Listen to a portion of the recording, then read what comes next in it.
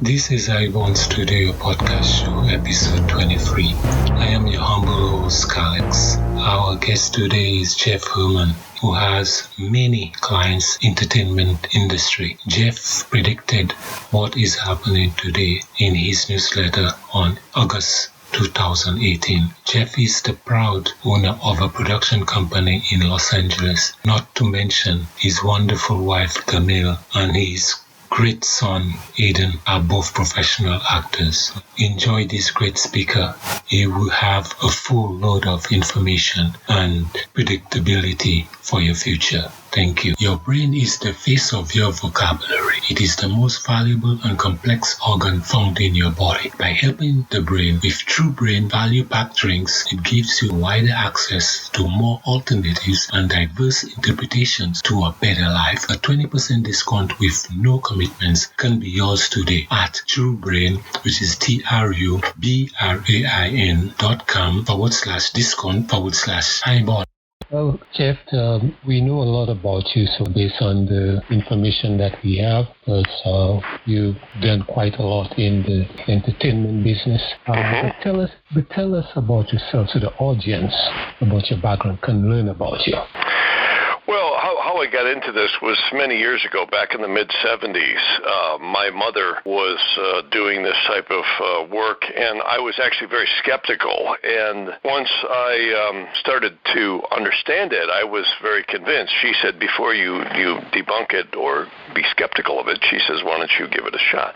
So I did, and I was pretty amazed at how accurate it is. And it's very useful in business and entertainment matters, and it's also useful in personal life. It looks at your cycles. It's using ancient Vedic astrology and also location astrology, and it looks at various cycles in your life. And I have to say, it is remarkably accurate. And I work a lot with people in business, real estate marketing, times to put things on the market, signing entertainment contracts, location, where to live, and also cycles that are coming through where you live. So it's been pretty amazing at how accurate it was when I first got into it, and it's just been going on ever since, especially since the 90s. How old were you when you first adopted that style? In the 70s, I was just driving. I was just had my driver's license, so I was in my late teens. Okay. But yeah, that's how I got into it, and I have to say it's been amazingly accurate, and I always enjoy it because it helps people. It helps people both in business and in personal cycles. Okay, second question. Your business is mostly astrology, or you also own a production company? Yeah, I do both. I would say it's been pretty half and half. I really enjoy the astrology. I keep quite busy with the astrology. A lot of clients are always calling from all over the world, and I do everything from people involved in very specific businesses. I even have people in remote viewing. I have people in real estate. I have people in the entertainment business. So it's quite varied, almost every walk of life. Understood. Apart from your mom, I guess your mom was your mentor. What other resources? Well, she exposed it to me, yeah, but I had many other teachers throughout the years. And I have to say, something like this is something you never stop studying. So I've had many teachers. Some of them were good, some of them weren't. But I'd have to say one of the sources, or I should say many of the sources that I have found to be the most elucidating on this subject has been a lot of the ancient translations out of Hebrew, Greek, Coptic, Arabic, and Latin from the ancient world. So I keep very much abreast of different translators who are translating many of the ancient documents in astrology. And I find the older traditional astrology and the Vedic astrology is much more accurate because it's much more astronomical. It's not this cookbook modern astrology. So it looks at the soul and its journey and path through life, which is very, I think, applicable whether you're looking at business or you're looking at personal matters. Interesting. Yeah, Reading a lot. As you go forward, how would you assist someone who's confused about the path going forward in life. Yeah, that's stuff I do every day. Often, I have a lot of times, and even in my own life, I see when various cycles and phases are coming up. I mean, nothing will replace common sense and skills and education and all that. But what's important is to know when your cycles are coming up. I always liken it to a surfer going out in the ocean. If you're waiting for the waves and there's no waves that day, you probably aren't going to surf. So that might be a good time to be working on your surfboard. Or a good business analogy might be, I have a lot of people in the entertainment business where they say, geez, nothing's happening right now, and, is it going to? And looking at various different cycles, you can see when those waves are coming, so to speak. And oftentimes it allows you to apply and utilize your time better. Same thing in business. I see oftentimes where people are developing things, whether it be entertainment or some other business-related matter. And it's good to know whether they're pursuing something that is likely to be successful in a short term, or is it going to come later? You see what I'm saying? Yes. In other words, you are saying to us that your cycles are the benchmark in moving forward to achieve or aggressively attack your goals. Am I correct? Yeah. That's right. That's exactly right. Or prepare for them. Also, preparation. I'm a firm believer that the most powerful thing in the universe is desire and will. People who are successful have a great drive and a great, focus to get there. But I also have seen a lot of effort put out where it hasn't been successful, and later it is. See, and the cycles can really show you where that is. And I think it's a good guideline. It's kind of like a weather report. Understood. Here is a product I love. Did you ever wonder how the brain cells works? For example, nerve cells are arranged in patterns that coordinate through emotion, behavior, movements, and sensation. Therefore, this complicated highway system of nerves connects the brain to the rest of the body. So communications can occur in split seconds. The same thing happens when you want the brain to answer questions you knew before, or you want to solve issues to make a quick decision. Having access to the products you need for memory boost is just as important. Well, honestly, the more efficient your brain health is, the better your chances are seeking past results. True Brain did their homework and measured the brain waves while working closely with core team of scientists at UCLA. The custom variety pack unlock your best brain performance and best thinking process. Starting from $29 to $49, try all the selections to customize your next order and get help from True Brain representative. Visit truebrain.com/discount/iBond. Now, in the production company, tell us about that. Well, the production, I've been involved in commercials and also forensics work and audio and music production for many, many years, and I did a lot of industrial films. So we also have a production company out here where we work on motion pictures. We produce motion pictures. And those are much more complex to do, and they take often a lot more time to do, but we really enjoy it, and it's a lot of creative process. I get to meet a lot of creative people. Yes, it is, and to be honest with you, Jeff, I am in the entertainment industry. I have done 2 short films. I've written 2 full features. I have 2 manuscripts I'm going to adopt into film. And my first short film, which was 2.5 minutes, very amateurish, got a semi-finalist in UK and a finalist in Miami. So I extended it to second short film, which was 13 minutes. I won my first director's award. And they are documentaries. It's just that that's great. I am looking forward, but the one particular that takes my heart is a 145-page script that I have written. Much longer than what I need. I only need about 90 to 120 pages, but I was flowing during my writing, so I end up writing more pages than I anticipated. And it is about the flu virus. I wrote that about a year and a half ago, and the flu virus will be used to depopulate the world. So here comes coronavirus depopulating the world. Yeah. So you see the time? Right. Yeah. When did you write this? About a year and a half ago. right before all this happened. Well, that's interesting because the astrology really showed, I've been saying for a decade, everyone was worried about the Mayan calendar and they were worried about the world ending and all these different events. And I said, no, 2020 through 2021 is going to be the change year. And the reason why, we had a Saturn-Pluto conjunction in January, right when this all broke out. And the astrology actually showed that we had something known as a Kalasarpa Yoga, which in Vedic astrology is where all the planets are in between the moon's north and south nodes. This is precisely when the United States media broke out with this, particularly in February.